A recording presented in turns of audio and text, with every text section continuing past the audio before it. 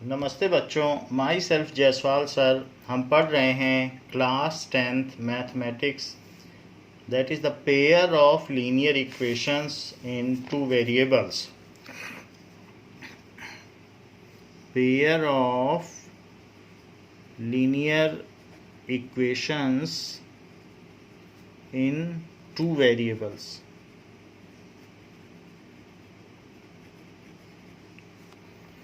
In last class we have seen that the precondition for a pair of linear equations to intersect with each other. So if a1x plus b1y plus c1 is equals to 0 and a2x plus b2y plus c2 is equals to 0 are pair of linear equations such that a1 by a2 is not equals to b1 by b2, then lines will intersect. तो लाइनें एक दूसरे को intersect करेंगी and the point of intersection will be their common solution, and the point of intersection will be the common solution.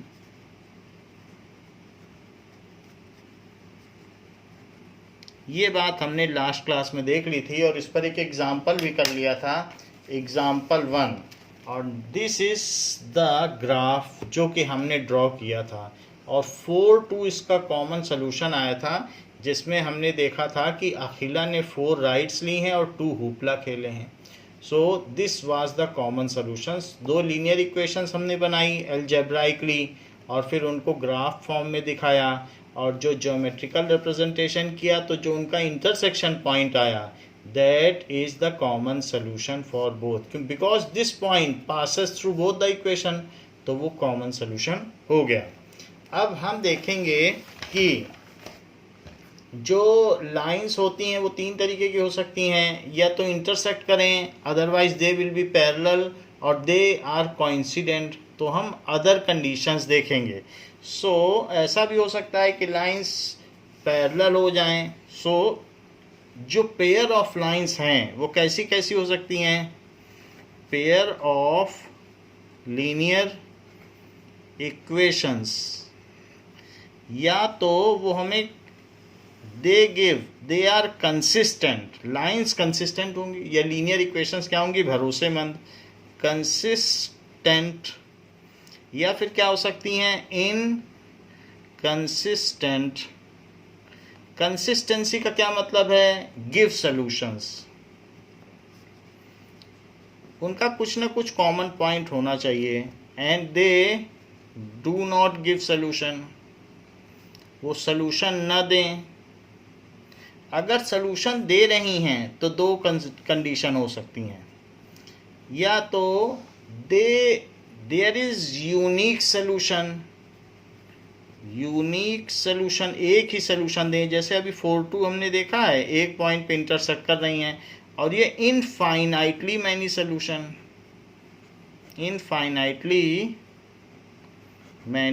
Solution. Unique solution तो तब देंगी जब वे आपस में एक दूसरे को इंटरसेक्ट करें। इनफाइनाइट सॉल्यूशन तो तब देंगी जब वो एक दूसरे के ऊपर कोइंसाइड कर जाएं, तो 2 लाइन एक दूसरे के ही ऊपर रहें, तो infinitely many solution. Unique solution के लिए अभी मैंने ऊपर एक कंडीशन लिख दी है, और लास्ट क्लास में ये बता भी दिया था कि a1 by a2 is not equals to b1 by b2। इसमें c का कोई रोल नहीं है, जबकि इनफाइनाइटली मैनी सॉल्यूशंस की कंडीशन है a1 by a2 is b1 by b2 is equals to c1 by c2। तो इस क्वेश्चन, ये जो कंडीशन है, इसको हम एग्जाम्पल 2 के माध्यम से देखेंगे। एग्जाम्पल 2 इसको दिखाता है। एग्जाम्पल 1 में ये हमने देख लिया है ये, और एग्जाम्पल 2 ये दिखा देगा। अच्छा, ऐसा भी हो सकता है कि उन पेयर ऑफ लीनियर इक्वेशंस का कुछ सलूशन ही ना हो। तो pair of linear equation if they are not giving any solution, that means they never intersect or touch each other, so lines are parallel. Lines are parallel, तो उनमें कोई कभी solution ही नहीं होगा। जैसे रेलवे की पटरियाँ, सो रेलवे ट्रैक्स, सो ऐसे केस में A1 by A2 B1 by B2 के तो इक्वल होगा, लेकिन वो C1 बाई C2 के इक्वल नहीं होगा। ऐसा हम एग्जाम्पल 3 में देखेंगे। एग्जाम्पल 3, एग्जाम्पल 1 हमने ऑलरेडी देख लिया है और इस बात को कंफर्म कर लिया है कि A1 by A2 is not equal to B1 by B2। ऐसा आप लास्ट वीडियो में देख सकते हैं। Now we are coming to infinitely many solution case, that is example 2। सो एग्जाम्पल 2 क्या कह रहा है? Example 2 is saying that Romila went to stationery shop. Romila went to stationery shop and purchased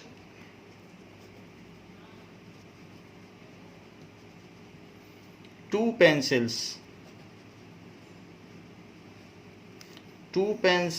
and 3 erasers and 3 erasers, ऐसा उसने लिया for ₹9, for ₹9, 9 rupees में उसने इतना सब ले लिया। ठीक है। her friend Sonali saw the new variety of pencil. Her friend Sonali saw new variety of pencils. So उसने नई वैरायटी देखी पेंसिल्स की, और and erasers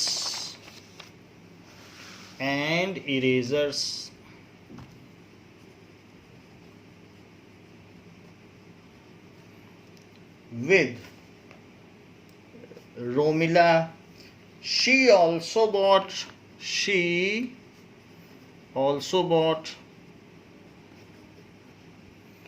4 pencils and 6 erasers of the same kind,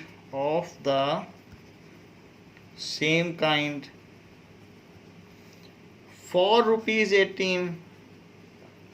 ₹18 rupees में ले लिया। So represent situation algebraically and graphically. Represent situation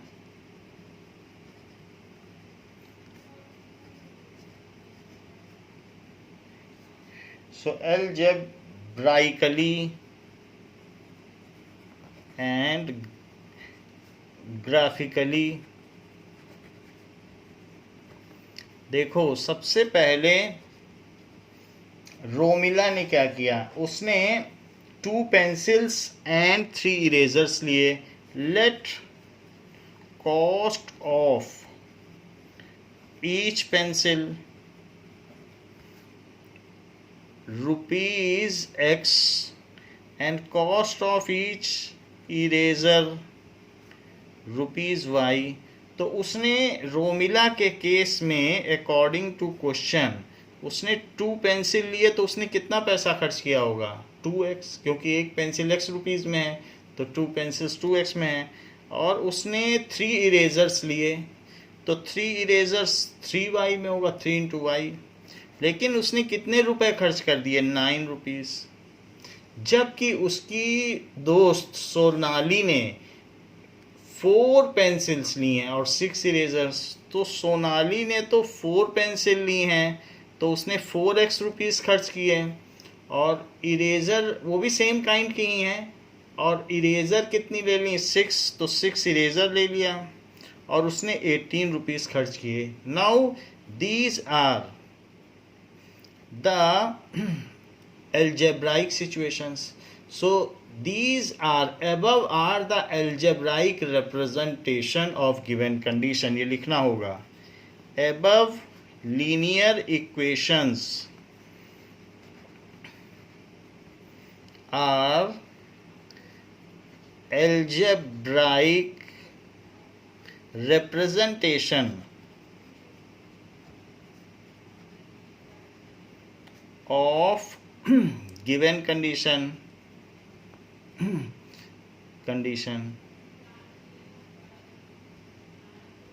तो इस तरीके से हमने बीजगणितीय रूप में दी हुई परिस्थिति का ब्यौरा प्रस्तुत किया। Now we will draw them graphically. तो एक एक इक्वेशन लेते जाओ।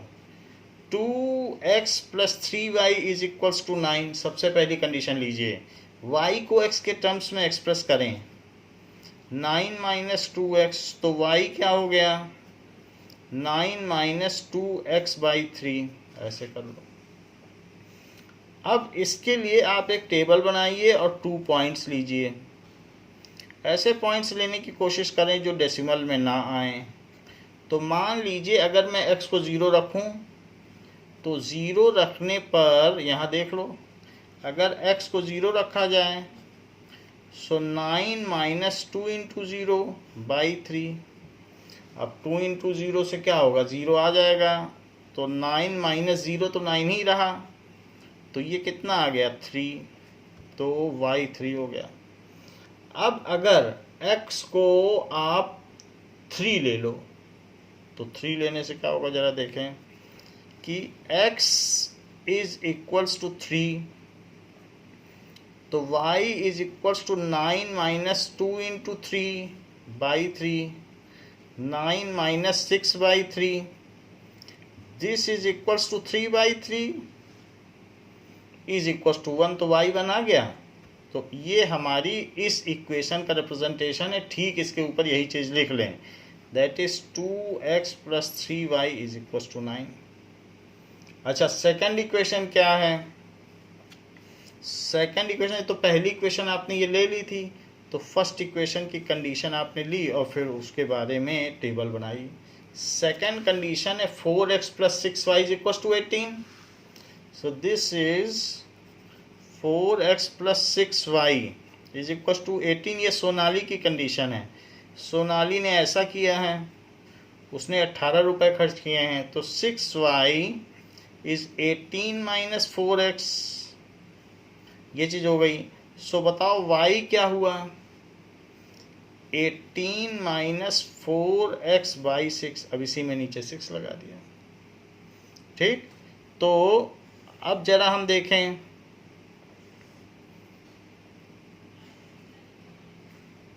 x एंड y, तो हम 4x + 6y = 18 का ग्राफ ले रहे हैं।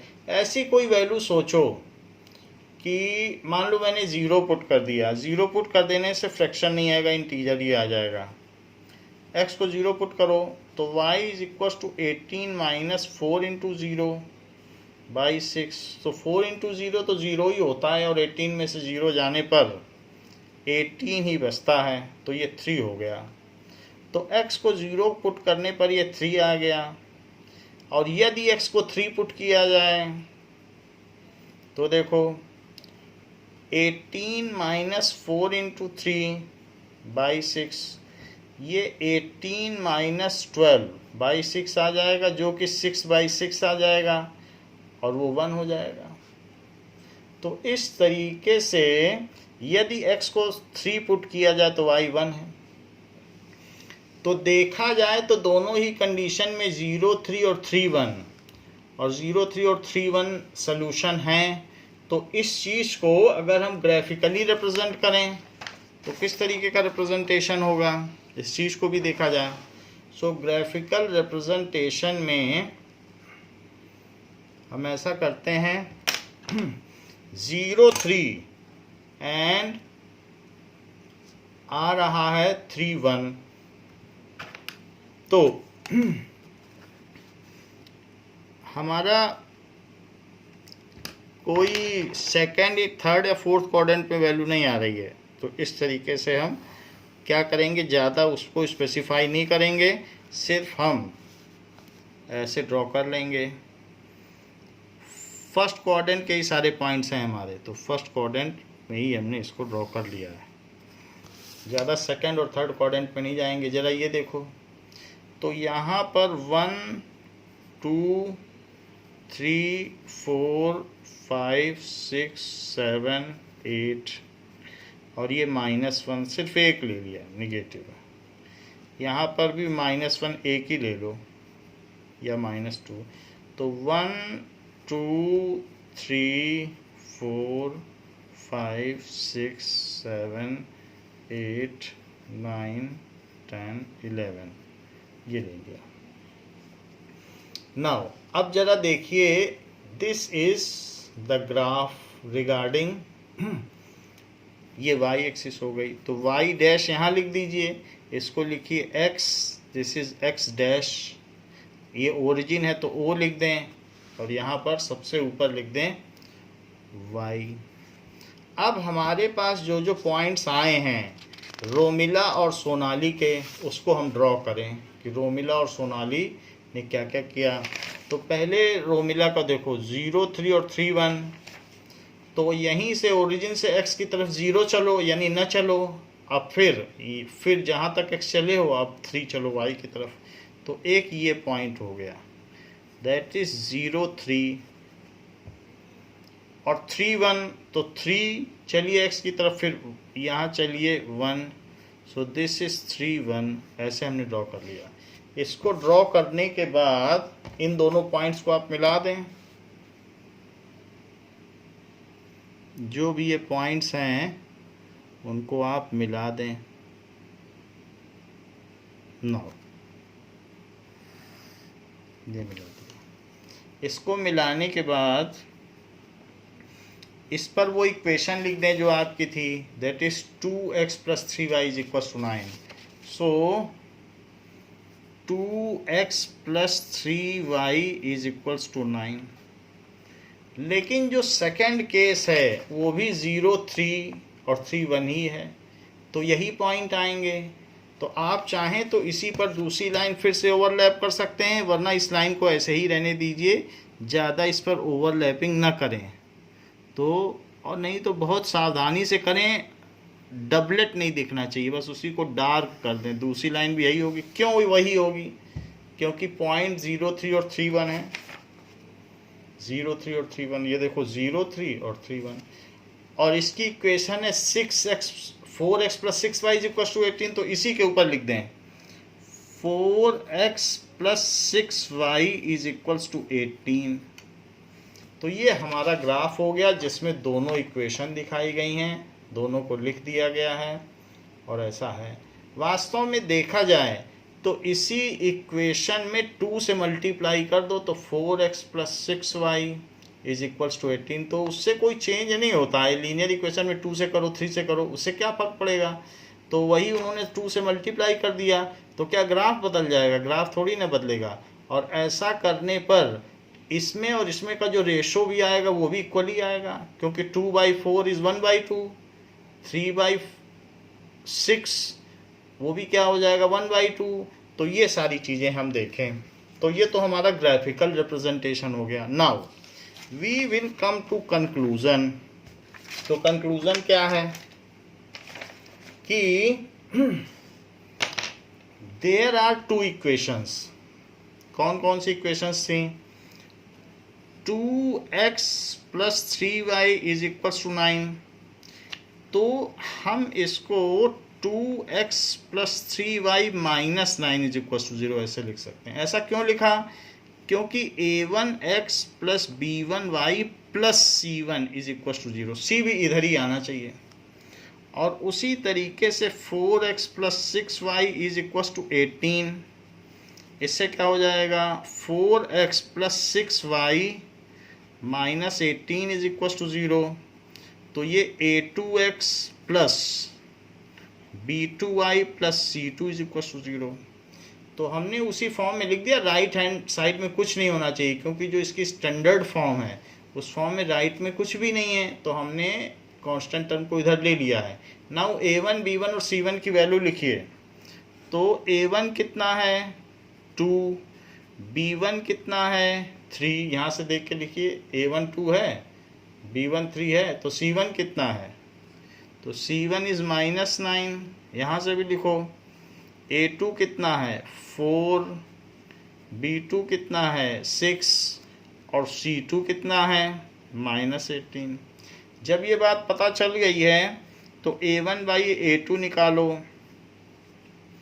दिस इज 2/4, तो ये 1/2 आ गया। b1 बाई b2 निकालिए, सो 3/6, तो क्या ये 1/2 आ गया। और c1 बाई c2 निकालिए, सो -9 बाई -18, निगेटिव से निगेटिव कटा और ये भी तो 1/2 आ गया। तो इस तरीके से this implies that a1 by a2 is b1 by b2 is equals to c1 by c2. So this condition shows that the lines are coinciding and there are infinitely many solutions. This is the condition for lines are coinciding. So there are infinitely many solution. Line का हर point एक solution है, सिर्फ यही दो solution नहीं है, और भी वैल्यू रखते चले जाओ, न जाने कितनी लंबी टेबल बनाने जाओ, जो मर्जी सो रखो, x अपने मन का रखो, y पाओ। और वो दोनों लाइनों के लिए वैलिड है क्योंकि दोनों लाइन तो एक दूसरे के ऊपर हैं। और रखिए 0 1 2 3 4 जितना मर्जी उतना रखिए और y लिखते चले जाइए, वो सभी सोल्यूशन है क्योंकि वो दोनों में वही चीज़ें आएंगी। दूसरी लाइन तो पहली लाइन में 2 से मल्टीप्लाई करके ही पाई गई है। So there are infinitely many solution.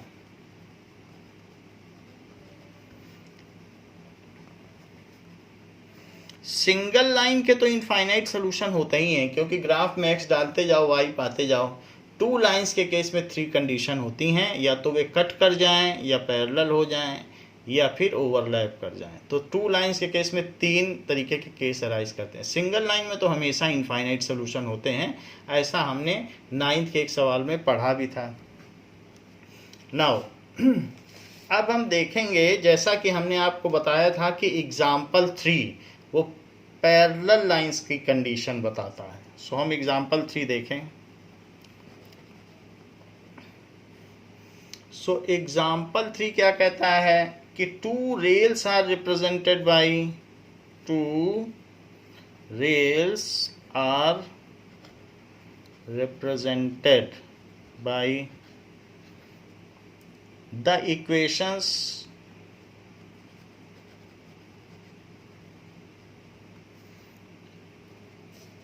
x plus 2y minus 4, x plus 2y minus 4 is equals to 0 and 2x plus 4y minus 12 is equals to 0. So 2 railway track हैं तो उनकी अपनी इक्वेशन है क्योंकि वो भी लीनियर हैं। Represent the situation geometrically, represent algebraically तो शो कर दिया है उन्होंने। Represent the situation,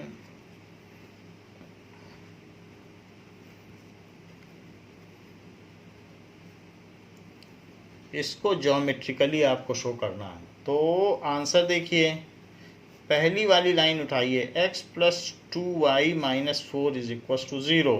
so 2y क्या हो गया, 4 तो उधर पॉजिटिव हो जाएगा और x निगेटिव हो जाएगा, तो y क्या हुआ 4 माइनस एक्स बाई 2। इसके लिए एक टेबल बनाइए, तो x एंड y, यदि मैं x को 0 पुट कर दूं तो क्या होगा, तो y की वैल्यू 4 माइनस 0/2 आ जाएगी, तो इट इज़ 4/2 जो कि 2 होगी। यदि मैं x को 2 पुट कर दूं तो y is equal to 4 minus 2/2, तो जो कि 2/2 होगा और 1 होगा, तो x को 2 पुट करने पर ये 1 आ गया। और ये जो टेबल बना है वो x plus 2y minus 4 is equal to 0 के लिए बना है। रही बात सेकंड लीनियर इक्वेशन की, तो 2x plus 4y minus 12 is equal to 0, तो पहले वाली के लिए तो हमने बना दिया, अब सेकंड वाला ले रहा हूँ और उसके लिए भी यही काम करना है। So 4y is equals to 12 plus में 2x माइनस में, तो y is equals to 12 minus 2x by 4।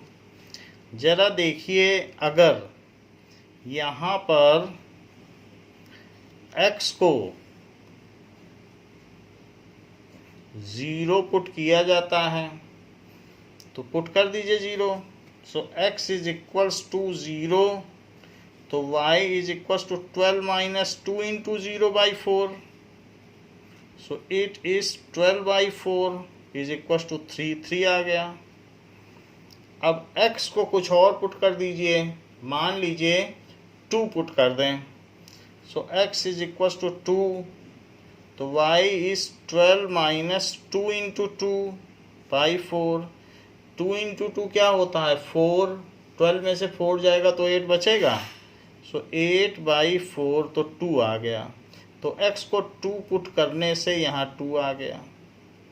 अब ये जो भी चीज़ें हैं that is 2x plus 4y minus 12 is equal to 0, तो दोनों टेबल को अब हमें प्लॉट करना है। जो हमारे पॉइंट हैं वो छोटे से ग्राफ में ही प्लॉट हो जाएंगे क्योंकि सारी वैल्यू फर्स्ट क्वाड्रेंट में हैं।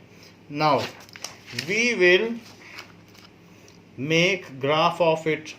तो इसके लिए एक आप छोटा सा ग्राफ बना लीजिए, बहुत बड़ा नहीं, बस फर्स्ट क्वाड्रेंट की ज़रूरत है, कोई वैल्यू निगेटिव में आई ही नहीं है। तो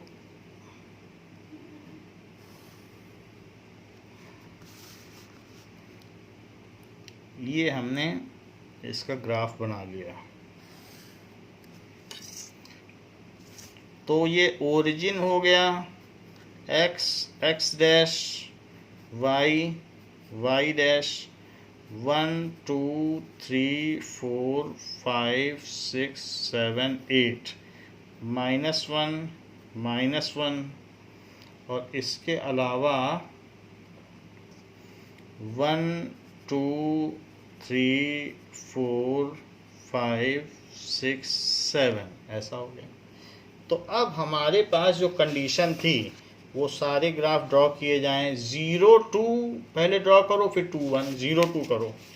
तो 0 2 कैसे ड्रॉ होगा, तो x की तरफ पहले 0 चलो यानी न चलो, और फिर वहीं से y की तरफ 2 चल दो। तो 0 2, फिर नेक्स्ट है 2 1 चलिए, तो x की तरफ 2 और फिर ये 1, सो दिस इज 2 1। तो अब हमारे पास ये लाइन आ गई। तो this is the condition for graph, ये ऐसा ग्राफ बन गया। तो ये जो ग्राफ बना है ये इस इक्वेशन के लिए है, x plus 2y minus 4 is equal to 0। तो यहाँ दोनों तरफ एरो लगाते हुए x plus 2y minus 4 is equal to 0 लिख दीजिए। ये लिख दिया। सेकंड कंडीशन देखो, 0, तो यहाँ पर 0 3 आ रहा है कि नहीं, 0 3 और 2 2। पहले 0 3 बनाइए, x पे 0 चलो, y पे 3, तो यहाँ पहुँचोगे 0 3, और y और दूसरा पॉइंट का है 2 2, सो 2 पर 2, 2 चले, फिर 2 चले, सो दिस इज 2 2। तो इसको भी मिला लें, तो इनको मिलाएंगे तो क्या होगा, इन दोनों पॉइंट्स को, सो एक पॉइंट ऐसा ग्राफ आ जाएगा जी। सो ये जो दूसरा ग्राफ आया है उस पर उसकी इक्वेशन लिख लें, that is 2x + 4y - 12 is equal to 0। 2x + 4y - 12 is equal to 0। So ये जो दो ग्राफ आए हैं, ये ग्राफ आ गए, so these are parallel to each other, hence no solution. तो इनका कोई सोल्यूशन नहीं है, ये रेलवे ट्रैक है, ये मिल नहीं सकते, ये चीज़ हमने देखा है। सो अब इसकी कंडीशन लिखें। हमारे पास दो चीज़ आ गई, क्या क्या इक्वेशन आ गई जरा वो लिखें। x + 2i - 4 is equal to 0। So x + 2i - 4 is equal to 0। compare with a1x + b1y + c1 is equal to 0। So a1 is equal to 1 क्योंकि x का कोफिशिएंट 1 है, b1 is equal to 2 and c1 is equal to -4। अब दूसरी equation क्या है, 2x + 4y - 12 is equal to 0। So 2x + 4y - 12 is equal to 0। Compare with a2x + b2y + c2 is equal to 0। इससे compare कर लो। तो ऐसे case में a2 की वैल्यू 2, b2 की वैल्यू 4 और c2 की वैल्यू -12। जरा a1/a2 निकालो, सो 1/2, b1/b2 निकालिए, सो 2/4, इट इज़ 1/2, और c1/c2 निकालिए, सो -4/-12 जो कि 1/3 होगा क्योंकि निगेटिव से निगेटिव कट जाएगा। तो आप क्या देखते हैं कि a1/a2 तो b1/b2 के इक्वल है, but it is not equal to c1/c2। This is the condition of parallel lines. This is the condition of parallel lines. So pair of linear equations has no solutions. So pair of linear equations has no solutions. देखिए सीधी सी बात है कि condition क्या है। सो condition जो भी हो, condition या तो a1/a2 b1/b2 के इक्वल नहीं होगा, या a1/a2 b1/b2 के इक्वल होगा लेकिन c1/c2 के इक्वल नहीं होगा जैसा ऊपर हुआ, और या फिर तीनों ही इक्वल हो जाएंगे।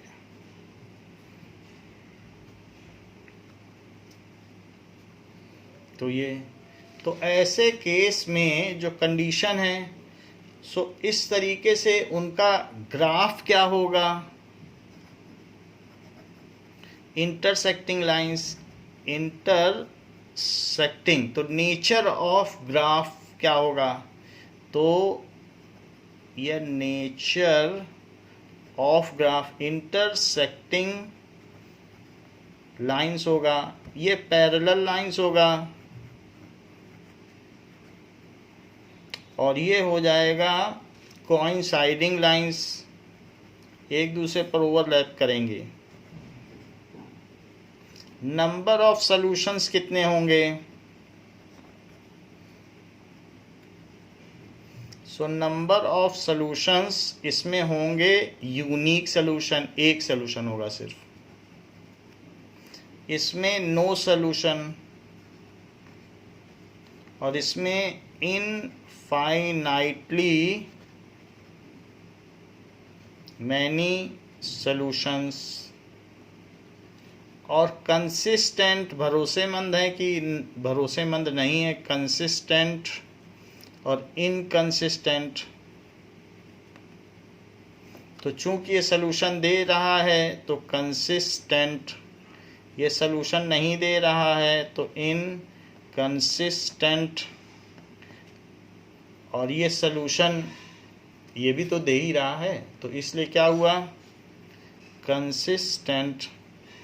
रही बात जो कंडीशन है उसमें इंटरसेक्टिंग लाइन ऐसे होती है, पैरेलल लाइन ऐसे होती है, और साथ ही साथ ओवरलैपिंग लाइन उसी पर ओवरलैप कर जाती है। तो ये हमारी अलग अलग कंडीशंस हैं जिसके बेसिस पर आपसे टेबल बनाने को कही जा सकती है कि draw the table for pair of linear equation, nature of graph, number of solution, and whether the lines are consistent or inconsistent। तो ये सारी बातें आपसे पूछी जा सकती हैं। तो ऐसे केस में आपको ये टेबल बनानी होगी।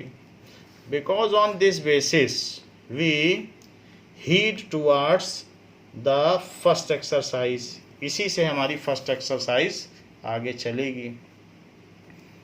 तो ये बात यहाँ पर कही गई है कि अलग अलग कंडीशन में, and it is very important that we have already seen in the given first 3 examples. इसमें ये चीज़ हमने देख ली है कि कंसिस्टेंसी कब होगी या लाइंस में कितने सॉल्यूशंस होंगे और नेचर ऑफ ग्राफ क्या होगा। तो ये बात आपको ध्यान रखनी होगी कि किस तरीके से ये कंडीशन है। So that you should practice.